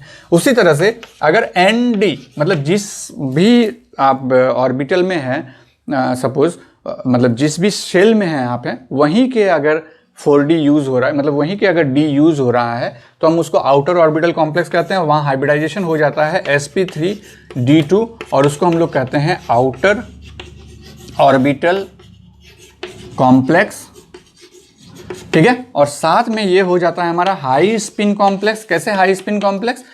हाई स्पिन कॉम्प्लेक्स होने का कारण क्या है कि आपका जो इनकमिंग लिगैंड है वो वीक फील्ड लिगैंड है ना, वो उतना स्ट्रांग नहीं होता है कि पेयरिंग अप, मैंने बोला था ना दबदबा वाला नहीं है, वो जो रूम मिला उसी में रह लेगा। तो जब वैसा वाला लिगैंड आता है तो यहाँ पेयरिंग अप नहीं होता है। पेयरिंग अप नहीं होता है तो जो इनर डी है वो अपना स्पेस खाली नहीं छोड़ता। तो अब जो करना है, मेरा जो खाली घर है वहीं आके करो, है ना। तो ये इसलिए हाई स्पिन कॉम्प्लेक्स है ना। और ये क्या हो जाता है, ये किस तरह से बिहेव करता है, तो बिहेव लाइक आयनिक कॉम्प्लेक्स। ये आयनिक कॉम्प्लेक्स की तरह बिहेव करने लगता है। अब धीरे धीरे हम लोग जो है कोऑर्डिनेशन नंबर शुरू करेंगे। सबसे पहले कोऑर्डिनेशन नंबर 4 का देखते हैं हम लोग। मेनली आपको कोऑर्डिनेशन नंबर 4 और कोऑर्डिनेशन नंबर 6 में ही घूमना है IIT JAM के लिए। बाकी के लिए फिर आपका जो है कोऑर्डिनेशन नंबर 5 है, कोऑर्डिनेशन नंबर आपका 3 है, कोऑर्डिनेशन नंबर, मतलब कोऑर्डिनेशन नंबर शुरू होता है आपका 2 से लेकर के 9 तक कोऑर्डिनेशन नंबर शुरू होता है। लेकिन अगर आप वार्नर्स की थ्योरी को देखेंगे वहाँ सिर्फ उन्होंने ज़्यादा से ज़्यादा डील किया है कोऑर्डिनेशन नंबर 4 और कोऑर्डिनेशन नंबर 6, ठीक है। वो स्टार्टिंग था उनका। अब आगे आगे जैसे ही थ्योरीज एडवांस हुई तो हमें कोऑर्डिनेशन नंबर 9 तक मिला, कोऑर्डिनेशन नंबर 2 से कोऑर्डिनेशन नंबर 9 तक मिला, है ना। और आगे और एडवांस होते रहेगी तो और मिलेगी। लेकिन अभी तो MOT आ गई। अभी तो MOT के ये में सब कॉम्प्लेक्स का MOT बना सकते हैं। जैसे हम लोग नॉर्मल C2 N2 O2 का MO डायग्राम बनाते थे ना, अब कोऑर्डिनेशन कॉम्प्लेक्स के भी MO डायग्राम बनने लगे हैं, है ना। तो वही वो एडवांसमेंट है और हम लोग उसको देखेंगे, है ना, ऐसा नहीं कि उसको नहीं देखेंगे। तो आ जाते हैं कोऑर्डिनेशन नंबर 4 की हम लोग बात करते हैं, ठीक है। कोऑर्डिनेशन नंबर 4 में कितने तरह के ज्योमेट्री बन सकते हैं, कितने तरह के हाइब्रिडाइजेशन बन सकते हैं। अगर ये टेट्राहेड्रल है तो 2 तरह के बन सकते हैं। एक बनेंगे आपका sp3 और दूसरा बनने का चांसेस है आपका sd3, है ना। sd3 और sp3। sd3 जनरली मैंगनीज में अगर उसके d ऑर्बिटल में एक भी इलेक्ट्रॉन नहीं रहेंगे तो पूरा का पूरा d ही पार्टिसिपेट करेगा, है ना, मतलब पांचों ये करेगा। sd5 भी होता है तो sd3, तो उसके जो d ऑर्बिटल है वही सिर्फ अकेले पार्टिसिपेट कर लेगा तो sd3 बन जाएगा वो, है ना। तो sp3 एंड sd3, तो कौन कौन से ऑर्बिटल पार्टिसिपेट करते हैं, यहाँ पर s ऑर्बिटल करेंगे, साथ में px करेंगे, py करेंगे और pz करेंगे, ये पार्टिसिपेट करेंगे। इसमें कौन से करेंगे तो S करेंगे और फिर कौन सा करेंगे dxy, dyz और dzx, ये तीनों पार्टिसिपेट करेंगे, है ना। और कोऑर्डिनेशन नंबर 4 में क्या हम कर सकते हैं, देख सकते हैं हम स्क्वायर प्लेनर देख सकते हैं, है ना। तो स्क्वायर प्लेनर में हमारा जो है वो क्या होता है dsp2, ठीक है। तो dsp2 में कौन कौन सा पार्टिसिपेट करता है, तो d कौन सा पार्टिसिपेट करेगा dx2y2, फिर आपका s और फिर आपका px और py, है ना। क्योंकि ये स्क्वायर प्लेनर एक स्क्वायर में रहता है इसलिए x और y डायरेक्शन वाला ही यूज होगा, है ना। ये सब नॉन एक्सियल है, ये नॉन एक्सियल वाला पार्टिसिपेट कर रहा है, ठीक है। ये एक्सियल वाला पार्टिसिपेट कर रहा है क्योंकि यहाँ पर स्क्वायर प्लेनर इसको बनाना है, करेक्ट। तो अब आ जाते हैं हम लोग यहाँ पे, अब देखते हैं कोऑर्डिनेशन नंबर 4 का एग्जाम्पल के साथ ही कैसे डील करेगा। तो आपको कभी कभी ये भी पूछ देता है कि dsp2 में कौन सा d यूज हुआ है, dx2y2, dz2, dxy, dyz, dxz, है ना। तो आपको वहां क्लिक करना होगा कि आपको ये वाला पार्टिसिपेट किया। इसके लिए भी पूछ सकता है sd3 में, तो ये पार्टिसिपेट कर रहा, तो हम हर हाइब्रिडाइजेशन का पार्टिसिपेशन भी देखेंगे कि कौन सा ऑर्बिटल उसमें पार्टिसिपेट कर रहा है, पर्टिकुलरली पार्टिसिपेट कर रहा है ना। तो कोऑर्डिनेशन नंबर 4 में हम लोग पहला एग्जाम्पल ले लेते हैं, टेट्राहेड्रल कॉम्प्लेक्स के लिए देखेंगे। तो हम लोग पहला एग्जाम्पल लेते हैं निकल NH3 4 और 2+। इसमें आपको क्या क्या करना होगा, इसका ऑक्सीडेशन नंबर चाहिए, वो मस्ट है, बिना ऑक्सीडेशन नंबर का नहीं निकाल सकते। और VBT है, यानी कि सारा खेल आपका वैलेंस इलेक्ट्रॉन से होगा। यहाँ पर अब EN रूल वाला को अप्लाई नहीं करेंगे, है ना। यहाँ पर सारा खेल उसके वैलेंस इलेक्ट्रॉन में।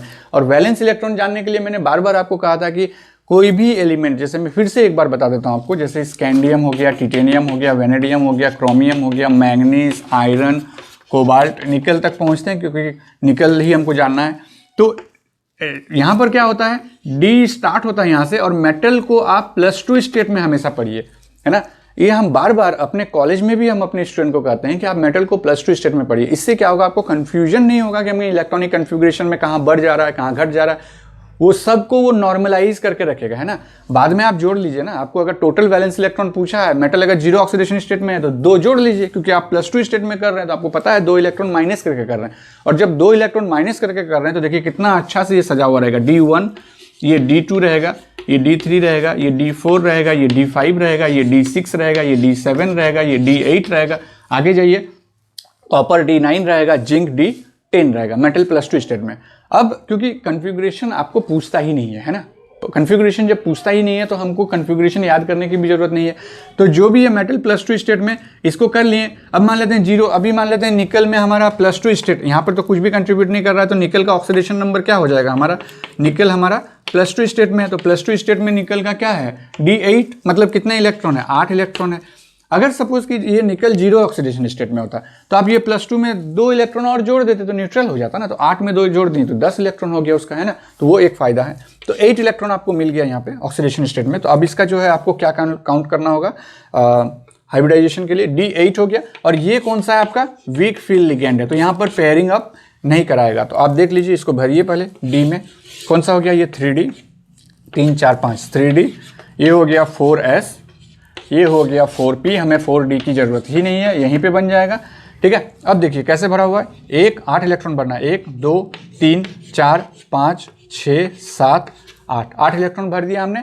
ये पेयरिंग अप नहीं कराएगा, क्यों नहीं कराएगा, क्योंकि ये वीक फील्ड लिगेंड है, इसके पास उतना ताकत ही नहीं है कि इसके घर खाली करा के उसको वहां पर भेज दे। यहाँ जब स्ट्रॉन्ग फील्ड लिगेंड रहेगा तो हाँ जरूर इसको पेयरिंग अप करा देगा और इस ऑर्बिटल का यूज करेगा, है ना। अब आपके पास जो बचा हुआ है वो ऑर्बिटल यूज करना है। कितने हैं, 4 अमोनिया, एक जो है 2 इलेक्ट्रॉन कंट्रीब्यूट कर रहा है, तो भरिए उसको। एक अमोनिया का यहाँ आया, दूसरे अमोनिया का यहाँ आया, तीसरे का यहाँ आया और 4th वन का यहाँ आया, तो 4 अमोनिया जुड़ गया। यहाँ से यहाँ तक कौन कौन सा ऑर्बिटल यूज हुआ, S और 3P, तो ये हाइब्रिडाइजेशन कौन सा हो गया, sp3। इसका मतलब ये क्या हो गया, हमारा टेट्राहेड्रल मॉलिक्यूल हो गया। अब और क्या क्या इसमें कैलकुलेट कर सकते हैं आप, वो देखिए। इसका जो है मैग्नेटिक प्रॉपर्टीज, वेदर इससे पैरामैग्नेटिक होगा या डायमैग्नेटिक, ये कॉम्प्लेक्स हमारा पैरामैग्नेटिक है या डायमैग्नेटिक, वो कैलकुलेट करना है। हम यहाँ पे इसको मिटाते हैं, इस जगह में आपको एक शॉर्टकट दे देंगे जो कि आप उसको हमेशा यूज करेंगे। जैसे होता है हम लोग म्यू स्पिन ऑनली, है ना, म्यू स्पिन ऑनली कैलकुलेट करते हैं n+2, और n क्या है आपका, n होता है नंबर ऑफ अनपेयर्ड इलेक्ट्रॉन। सो इस केस में नंबर ऑफ अनपेयर्ड इलेक्ट्रॉन कितना है, 1 2, तो 2 अनपेयर्ड इलेक्ट्रॉन है, ठीक है। तो हम लोग क्या करेंगे, यहाँ पर अगर हम लोग 2 बैठाते हैं तो 2 और 2 + 2, है ना। अगर इसको सॉल्व करेंगे तो हमारा कितना आ जाएगा, ये 2.87, है ना, 2.87 बोहर मैग्नेट्रॉन, ये वैल्यू आता है बोहर मैग्नेट्रॉन में, है ना। तो यहाँ पर तो एक तो अनपेयर्ड इलेक्ट्रॉन है, तो इसको हम लोग कहेंगे सीधे तौर पे पैरामैग्नेटिक है। एक भी पैरामैग्नेटिक, एक भी अगर अनपेयर्ड इलेक्ट्रॉन रहा तो वो पैरामैग्नेटिक, अगर एक भी अनपेयर्ड इलेक्ट्रॉन नहीं रहा तो उसको हम लोग कहेंगे डायामैग्नेटिक, ठीक है। तो ये n=2 हो गया। तो इसका मतलब इसका अगर Bohr magnet mu spin value अगर पूछा कितना होगा तो कितना हो जाएगा, 2.87 बोहर मैग्नेट्रॉन, ठीक है। उसी तरह से आप एक चार्ट बना लीजिए, जब नंबर ऑफ अनपेयर्ड इलेक्ट्रॉन 1 होगा तो ये वैल्यू कितना आ जाता है, 1.72 बोहर मैग्नेट्रॉन, ठीक है। अगर n बराबर 2 आ जाता है आपका तो कितना हो गया, 2.87 बोहर मैग्नेट्रॉन। अगर n बराबर 3 आ जाता है तो ये हो जाता है 3.83 बोहर मैग्नेट्रॉन। अगर नंबर ऑफ अनपेयर्ड इलेक्ट्रॉन 4 हो जाता है तो ये हो जाता है 4.90 बोहर मैग्नेट्रॉन। अगर n बराबर 5 हो जाता है तो ये हो जाता है आपका 5.92 बोहर मैग्नेट्रॉन। तो ये वैल्यू को आप दिमाग में बैठा लीजिए या फिर यहाँ कैलकुलेट करके निकाल लीजिए, जैसे आपको निकालना है वैसे निकाल लीजिए। तो कैलकुलेट करने का उतना टाइम नहीं रहता है एग्जाम में, कभी कभी डायरेक्ट क्वेश्चन पूछ देता है, इस कॉम्प्लेक्स में बताइए म्यू स्पिन वैल्यू क्या होगा, ठीक है, और वो पूछ देता है NAT में, या फिर ऑप्शन डाल देता है। इस चीज को कहीं लिख के रखिए आप, है ना, आपको सिंपल से यहीं से पता चल जाएगा। अगर 1.72 है, अगर ये फैक्टर 1 है तो एक अनपेयर्ड इलेक्ट्रॉन है, ये फैक्टर 2 है तो एक 2 है, ये फैक्टर ये फैक्टर ये फैक्टर, ठीक है। तो इससे आप इसको अनपेयर्ड इलेक्ट्रॉन निकाल सकते हैं। लेकिन सिर्फ म्यू स्पिन अगर पूछा है तभी, अगर mu spin plus orbital magnetic moment भी अगर पूछा है तो थोड़ा सा एडअप होगा उसमें। सपोज अगर इस केस में देखेंगे म्यू स्पिन और साथ में ऑर्बिटल भी पूछा है तो ये कम से कम 6.1 0.8 या 6.12 के आसपास जाएगा। तो 6 में आप नंबर ऑफ अनपेयर्ड इलेक्ट्रॉन 6 नहीं कर दीजिएगा, क्योंकि डी में 5 से ज़्यादा अनपेयर्ड इलेक्ट्रॉन नहीं रह सकती है ना, तो 5 तक ही रहेगा। अगर यहाँ पर सपोज ये वाला 3.05 है, तो 3.05 है मतलब वो आपको कंसिडर करना होगा कि 2 ही है, क्योंकि 2.87 है ना, ये वैल्यू देखना है आपको, ठीक है। तो थोड़ा सा लॉजिकली भी प्ले कीजिएगा वहाँ पर कि वैल्यू कितना है। हाँ, 3.8 के आसपास अगर आ रहा है तो 3 हो जाएगा, लेकिन अगर 3.05 है, 3.01 है, 3.10 है तो 2 ही होगा, है ना, क्योंकि वो ज़्यादा डिफरेंस नहीं है, इससे ज़्यादा फ्लक्चुएट नहीं है, लेकिन इसके भी नज़दीक नहीं है वो, है ना, तो हम 3 उसको कंसिडर नहीं कर सकते हैं। तो थोड़ा सा लॉजिकली आप प्ले कीजिएगा यहाँ पे। तो ये कोऑर्डिनेशन नंबर 4 के लिए हो गया। ये टेट्राहेड्रल के लिए, एक स्क्वायर प्लेनर के लिए देख लेते हैं क्या होगा। जितना तरह का डिटेल ज़रूरत होता है उस कॉम्प्लेक्स में, सारा चीज़ हम लोग एक ही जगह में डिस्कस करेंगे, है ना, ताकि वो आपके लिए भी आसान हो जाएगा कि आप सिर्फ हाइब्रिडाइजेशन नहीं निकाल रहे हैं, आप साथ में मैग्नेटिक मोमेंट भी निकाल रहे हैं और उसको भी क्या कहते हैं ये निकाल रहे हैं। तो जैसे कि हम अगर बात करते हैं, एग्जांपल लेते हैं नेक्स्ट, ये वाला निकल, ये एग्जांपल नंबर बी, और फिर हम ले लेते हैं साइनो, ठीक है, 2-। इसके केस में कीजिए क्या करना है, हमको ऑक्सीडेशन नंबर निकालना है, इसको x मान लीजिए, क्योंकि ये आप कंट्रीब्यूट कर रहा है -1, है ना, तो x + 4 × -1 = -2। क्या आ जाएगा, x - 4 = -2, x बराबर हो जाएगा -2 + 4, तो क्या हो गया +2। इसका मतलब निकल भी यहाँ पर हमारा +2 ऑक्सीडेशन स्टेट पे है, और जो हमने यहाँ पे ड्रॉ किया था कि कैसे निकालते हैं उसको, तो हम लोग क्या करेंगे, यहाँ पे निकल +2 में क्या हो गया था, D8 सिस्टम था, तो बनाइए इसको D8,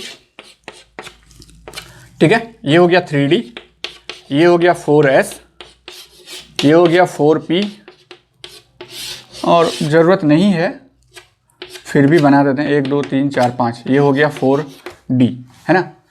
अब देखिए यहाँ पर जो हमारा 8 इलेक्ट्रॉन भरना है, 1 2 3 4 5 6 7 8, ठीक है। जब ये 8 इलेक्ट्रॉन भरना है, तो अब ये करना क्या है, यहाँ पे आप देखिए कौन आ रहा है, यहाँ पे साइनो ग्रुप आ रहा है, जो कि स्ट्रॉन्ग फील्ड लिगेंड है।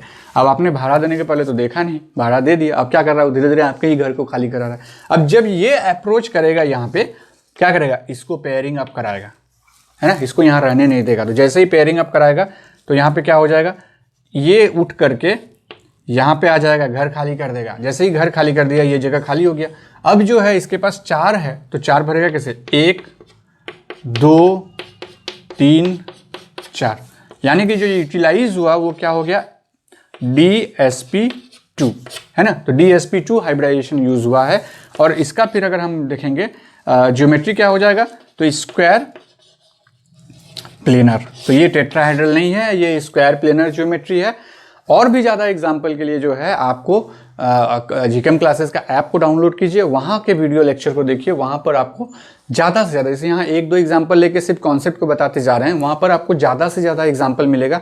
बता रहे हैं जितना भर भर के एग्जाम्पल होना चाहिए वो भरा हुआ है ना, डिफरेंट तरीके के टेक्स्ट बुक से, करेक्ट। तो ये हो गया, ये स्क्वायर प्लेनर हो गया। अब में बारी है कि इसमें नंबर ऑफ अनपेयर्ड इलेक्ट्रॉन कितने हैं, तो देखिए एक भी अनपेयर्ड इलेक्ट्रॉन नहीं, तो 0। इसका मतलब ये क्या नेचर हो गया, मैग्नेटिक प्रॉपर्टी डायामैग्नेटिक हो गया ये, ठीक है। अगर पूछेगा इसका म्यू स्पिन वैल्यू क्या है, तो क्या हो जाएगा, 0 बोहर मैग्नेटॉन, है ना, n = 0 है, तो 0 बोहर मैग्नेटॉन हो गया, ये डायामैग्नेटिक हो गया, है ना, स्क्वायर प्लेनर है, DsP2। कौन सा D यूज हुआ है, तो ये वाला जो D है वो कौन सा है, DX2Y2 यहाँ पर यूज हुआ है, ठीक है। तो ये स्क्वायर प्लेनर कॉम्प्लेक्स भी हो गया। अब हम लोग जो है कोऑर्डिनेशन नंबर 6 में जाते हैं, है ना, ऑक्टाहेड्रल कॉम्प्लेक्स के लिए, ठीक है। कोऑर्डिनेशन नंबर 6 जो कि ऑक्टाहेड्रल कॉम्प्लेक्स के लिए है, उसको देखते हैं। तो कोऑर्डिनेशन नंबर 6 के लिए देख रहे हैं, जो कि ऑक्टाहेड्रल कॉम्प्लेक्स के लिए है। तो एग्जाम्पल लेकर ही डील करेंगे हम लोग। एग्जाम्पल ले लेते हैं, ये आपके पास है कोबाल्ट वाला ले लेते हैं, कोबाल्ट NH3 6 टाइम्स, और यहाँ पर 3+। अब देखिए इसमें एक और चीज़ है, शुरू में हम ये लेना नहीं चाह रहे थे, लेकिन हम सोचे कि बहुत ज़्यादा एग्जाम्पल भर जाएगा तो टाइम भी, लेंथ भी बढ़ेगा, तो हम डायरेक्टली इसी को लिए। कोबाल्ट एकमात्र ऐसा है, अगर वो +3 ऑक्सीडेशन स्टेट में रहा और हमारे पास अमोनिया रहा या फिर वाटर रहा, ऐसे तो अमोनिया वीक फील्ड लिगैंड है, लेकिन जब कोबाल्ट +3 स्टेट में रहेगा, सिर्फ कोबाल्ट के लिए, जब ये +3 स्टेट में रहेगा और यहाँ अमोनिया रहा या वाटर रहा, तो इसको इस जगह में ये लिगैंड क्या होगा, एज ए स्ट्रॉन्ग फील्ड की तरह बिहेव करने लगेगा, है ना। तो ये कैसे बिहेव करने लगेगा स्ट्रांग फील्ड के लिए? ऐसा नहीं, जब ये मेटल +2 स्टेट में रहेगा तो ये वीक फील्ड की तरह ही बिहेव करेगा, कोबाल्ट, पर्टिकुलरली कोबाल्ट, है ना। लेकिन जैसे ये +3 में आ जाएगा कोबाल्ट, तो ये अमोनिया फिर स्ट्रांग फील्ड लिगैंड की तरह बिहेव करने लगेगा। इस चीज़ को ध्यान में रखिएगा, एग्जाम में इसी कार्ड को प्ले करता है ये लोग, है ना, क्योंकि उन लोगों को पता है कि सबको पता है अमोनिया वीक फील्ड लिगैंड है, कोबाल्ट के साथ कॉम्प्लेक्स बना देता है। कभी +2 के साथ दे देगा, +2 के साथ दे देगा तो वीक फील्ड है, +3 के साथ दे देगा तो वही स्ट्रांग फील्ड लिगैंड में कन्वर्ट हो जाएगा। चलिए अभी इसके देखते हैं। सबसे पहले तो इसका ऑक्सीडेशन नंबर निकालते हैं। तो ये तो 0 इलेक्ट्रॉन, ये तो नेगेटिव लिगैंड है नहीं, तो कंट्रीब्यूट करेगा नहीं ऑक्सीडेशन नंबर के लिए।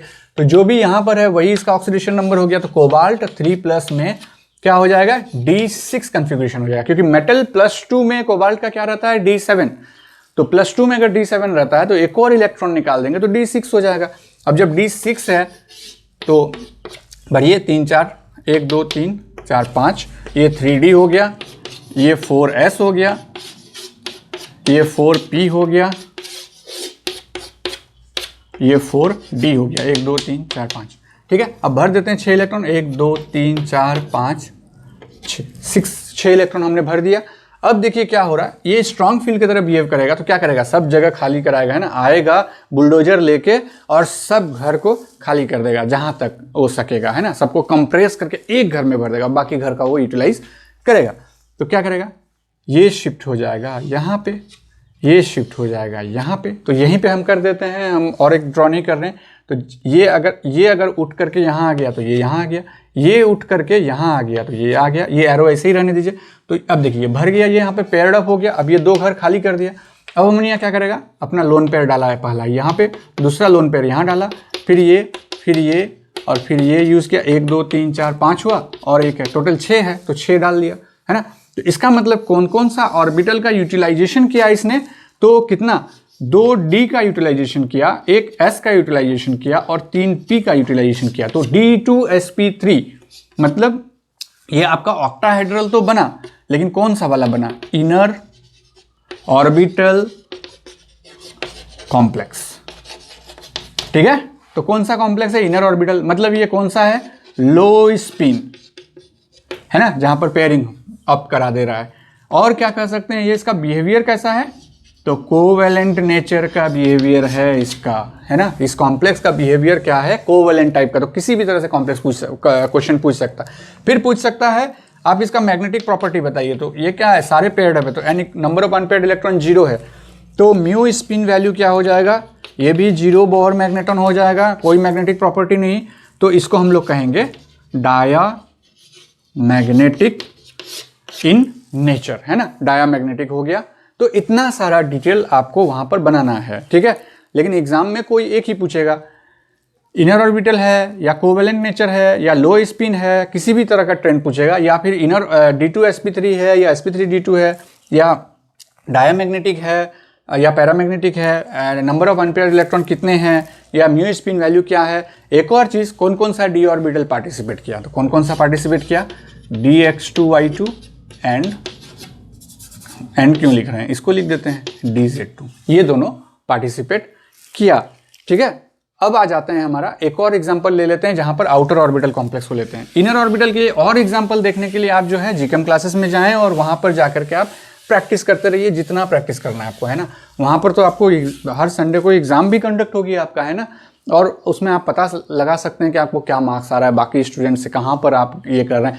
अब बाकी स्टूडेंट का देखना ही नहीं है, मेरे जितने भी टेस्ट सीरीज हैं उसमें अगर आप 80% से ऊपर सिक्योर करते हैं तो आप समझ जाइए कि आप कम से कम 60 मार्क्स तो जरूर IIT जब में लेकर आइएगा। कोई एक टेस्ट में 80% नहीं, मैं कह रहा हूँ कि जितने टेस्ट होंगे सब में अगर आप अपने आप को बनाए रखें 80% में, ठीक है, सब टेस्ट में अगर आप अपने आप को 80% में बना के रखें तो ऑटोमेटिकली आपका जो है जैम में वो मार्क्स रिफ्लेक्ट करेगा, 50 to 60 मार्क्स आपका इजीली रिफ्लेक्ट करेगा वहाँ पे, ठीक है। मैं सिर्फ ये नहीं कह रहा हूँ कि मेरे ही कोचिंग में आइए तभी ये चीज़ कीजिए, आप किसी भी कोचिंग में जाइए, कोई भी ऑनलाइन कोचिंग में जाइए, नो प्रॉब्लम। आपका मेन एम होना चाहिए सीखना। तो जो भी कोचिंग आप ज्वाइन कर रहे हैं वहाँ पर आप जो है अपने आप का अपना 100% दीजिए, है ना, क्योंकि आपने ज्वाइन किया उसका इज्जत कीजिए, आप उसको क्या कहते हैं, उसका जो टेस्ट पेपर है उसके क्लासेस को कीजिए और टेस्ट पेपर में अपीयर होइए। अगर कंसिस्टेंटली आपका 80% आ रहा है, किसी में भी ड्रॉप नहीं होना है। पूरे साल भर में जितने भी टेस्ट पेपर होंगे, जो भी होंगे, सब में अगर 80% आ रहा है, चाहे कोई भी कोचिंग में पढ़िए, उससे कोई मतलब नहीं है। आपका जैम में भी वैसा ही रिफ्लेक्ट करेगा, 20% लेस, मतलब आपका 50 to 60 मार्क्स कहीं नहीं जाएगा जैम में, है ना। लेकिन कंसिस्टेंटली अगर किसी भी एक टेस्ट में गिर रहा है तो समझिए कहाँ गिर रहा है, क्योंकि वहाँ का कॉन्सेप्ट फिर आपका मिसिंग हो गया ना। कॉन्सेप्ट सही है तो आपको हर टेस्ट में 80% से ऊपर मार्क्स, परसेंटाइल नहीं कर रहा हूँ मैं, परसेंट कह रहा हूँ। सपोज वो 100 मार्क्स का एग्जाम लिए तो आपका 60 से 80 से ऊपर मार्क्स आना चाहिए हर टेस्ट में, है ना। क्योंकि छोटा छोटा टेस्ट ले रहे हैं ना, तो आपको तो 80 मार्क्स इजीली आना चाहिए, क्योंकि अगर आप उस छोटे छोटे में नहीं समझ पाएंगे तो पूरे सिलेबस का जब जैम एग्जाम लेगी तो कैसे कर पाएंगे, है ना। तो एक अच्छे गाइड के साथ जुड़िए, एक अच्छे मेंटर के साथ जुड़िए, और भीड़ में मत जाइए। मेरा कहना है कि भीड़ में मत जाइए। जहाँ 1000 बच्चे 2000 बच्चे हैं वहाँ आप पे ध्यान दे पाएंगे कि नहीं ध्यान दे पाएंगे, इसको सोचिएगा आप। और जहाँ पर कम बच्चे हैं वो आपको किस तरह से ध्यान देगा, लेक्चर्स देखिए आप। बस यही है, अपने आप को इम्प्रूवमेंट देखते रहिए, हो रहा है या नहीं हो रहा है। नहीं हो रहा है वहाँ से निकल जाइए, चाहे वो मेरा ही कोचिंग क्यों ना हो। अगर नहीं हो रहा है तो वहाँ से निकल जाइए, ठीक है। तो होना चाहिए कि 80% आपका आना चाहिए मार्क्स, ठीक है, उसको ध्यान में रखिएगा। तो अब हम लोग जो है एक और एग्जाम्पल देख लेते हैं, जो है आपका आयरन H2O कितना 6 टाइम्स और ये 2+, है ना। तो इस केस में अगर हम लोग देखेंगे, वाटर क्या है हमारा, वीक फील्ड लिगेंड है, ठीक है। यहाँ पर +3 होने के बाद वाटर स्ट्रॉन्ग फील्ड की तरह बिहेव नहीं करता है, वो सिर्फ कोबाल्ट के साथ करता है, ठीक है। तो अब आ जाते हैं यहाँ पर, सबसे पहले इसका ऑक्सीडेशन नंबर निकालते हैं। ये ऑक्सीडेशन नंबर के लिए 0 इलेक्ट्रॉन कंट्रीब्यूट करता है, तो यानी कि जो भी है वही वहाँ पे हो जाएगा +2। और हम आपको बार बार कहते हैं कि मेटल को +2 स्टेट में पढ़िए कि क्या इलेक्ट्रॉन रहेगा, तो यहाँ क्या रहेगा D6, ठीक है। तो इसको भरिए 1 2 3 4 5, है ना। तो 3D 4S 4P 1 2 3 4 5 4D। अब भरिए, देखिए कितना है, 6 है, 1 2 3 4 5 6। इसके पास उतना पावर नहीं है कि इसको डोजर से गिरा दे, है ना, कि क्या कहते हैं पेयरिंग अप कर दे। तो पेयरिंग अप जब नहीं करेगा तो जो इसके पास अवेलेबल है वहीं रहेगा, है ना। बेगर्स कांट बी चूजर्स, है ना, बेगर्स कांट बी चूजर्स। भिखारी अपने से चूज नहीं कर सकता है कि हमको बिरयानी खाना है ना, उसको जो मिला वही खाना पड़ेगा। अगर आपको बिरयानी खाना है तो काम करना पड़ेगा, आपको मेहनत करना पड़ेगा, आपको पढ़ाई करना पड़ेगा, जैम क्वालिफाई करना होगा, CSIR क्वालिफाई करना होगा, गेट क्वालिफाई करना होगा, तब बिरयानी मिलेगी, ठीक है। तो आ जाते हैं यहाँ पर वापस। तो कितना हो गया, एक वाटर यहाँ लोन पेयर भरा, दूसरा, तीसरा, 4th 5th 6th, क्या क्या यूज हुआ देख लेते हैं। यहाँ पर एक S यूज हुआ, 3 P यूज हुआ, 2 D यूज हुआ, तो sp3d2। तो ये कौन सा हो गया हमारा, आउटर ऑर्बिटल कॉम्प्लेक्स। इसको हम लोग कहते हैं high spin complex. High spin इसीलिए क्योंकि जब T2G और EG में देखेंगे तो ये ऊपर भी जा रहा है ना, बिना पेयरिंग अप किए ही ऊपर जा रहा है, तो ये इसलिए हाई स्पिन कॉम्प्लेक्स है, ठीक है। और फिर इसको हम लोग क्या कह सकते हैं, इसका बिहेवियर कैसा है, नेचर क्या है, आयनिक टाइप। तो ये आयनिक टाइप का कॉम्प्लेक्स बनाएगा। अब आ जाते हैं यहाँ पर और भी प्रॉपर्टीज देखने के लिए। नंबर ऑफ अनपेयर्ड इलेक्ट्रॉन कितने हैं, 1 2 3 4 4। तो म्यू स्पिन वैल्यू क्या होगा इसका, हमने वो चार्ट बनाया था, या तो इस तरह से निकाल लीजिए अगर वो भूल गए हैं तो, लेकिन वो तो बहुत ईजी है। तो कितना आ जाएगा यहाँ पे, 4 है तो 4.90 बोर मैग्नेट्रॉन, करेक्ट। और साथ में जो है आपका क्या हो जाएगा, ये पैरामैग्नेटिक है कि डायमैग्नेटिक है, अनपेयर्ड इलेक्ट्रॉन है। अगर एक भी अनपेयर्ड इलेक्ट्रॉन रहेगा तो उसको हम लोग पैरामैग्नेटिक कहेंगे। तो पैरामैग्नेटिक हो गया, नंबर ऑफ अनपेयर्ड इलेक्ट्रॉन हो गया, म्यू स्पिन भी निकल गया, हाइब्रिडाइजेशन भी निकल गया, आउटर ऑर्बिटल है, इनर ऑर्बिटल है कि क्या है, आयनिक है कि क्या है। तो जो भी ट्रेंड आपको फॉलो करने के लिए कहेगा आप इजीली फॉलो कर सकते हैं। तो यहाँ तक आपका ऑक्टाहेड्रल तक का हो गया। तो वैलेंस बॉन्ड थ्योरी में इतना ही। अब हम लोग आगे बढ़ेंगे क्रिस्टल फील्ड थ्योरी की ओर, है ना। तो अब जैसे जैसे क्रिस्टल फील्ड थ्योरी की ओर जाएंगे तो उसी में 2-3 लेक्चर लिखे हैं, क्योंकि वहाँ जॉन टेलर डिस्टॉर्शन भी देखना है ना, और स्प्लिटिंग भी देखना है, नॉर्मल स्प्लिटिंग देखना है, फिर जॉन टेलर वाले स्प्लिटिंग देखना है, फिर धीरे धीरे ऑरेगल डायग्राम होते हुए घुसते जाएंगे। सारी इनऑर्गेनिक क्या कहते हैं आपका जो कॉम्प्लेक्स का स्पेक्ट्रा है उसको देखने के बाद फाइनली एमओटी में जाएंगे, है ना। तो क्रिस्टल फील्ड थ्योरी बहुत लंबा जाएगा, और ये एकदम अब हम लोग एडवांस की ओर जा रहे हैं। एक्चुअली अब हम लोग एडवांस की ओर मूव कर रहे हैं, तो ध्यान दीजिएगा थोड़ा। और प्रीवियस जो भी हुआ है उसको आप अच्छे से रिवाइज करते रहिएगा। रिवाइज नहीं कीजिएगा तो फिर आगे जाके आपको प्रॉब्लम हो जाएगी, है ना। बैंक में पैसा जमा करते हैं तो इंटरेस्ट मिलता है, यहाँ पर अगर आप जमा करके रखेंगे नोट्स को कि एक बार में पढ़ेंगे तो यहाँ पर डाउन हो जाता है ना। तो ट्राई कीजिएगा कि हर दिन प्रैक्टिस कीजिए। आप अपने दिमाग में बैठा लीजिए कि हमको ये पार्टिकुलर एग्जाम क्वालिफाई करना है, चाहे जैम हो, CSIR हो, गेट हो, जो भी है उसको क्वालिफाई करना है। और उसके अकॉर्डिंगली आप जो है डेली 6 घंटा तो दीजिए, डेली 6 घंटा आप दीजिए। जो भी हम पढ़ा रहे हैं उसको आप पढ़िए, उसको सिलसिलेवार ढंग से रिवाइज कीजिए, जितना बार हो सके इस वीडियो को बार बार देखिए।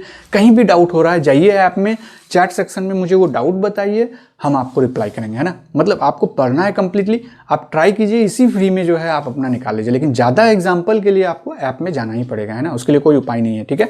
सो देखते रहिए, है ना। So thank you very much.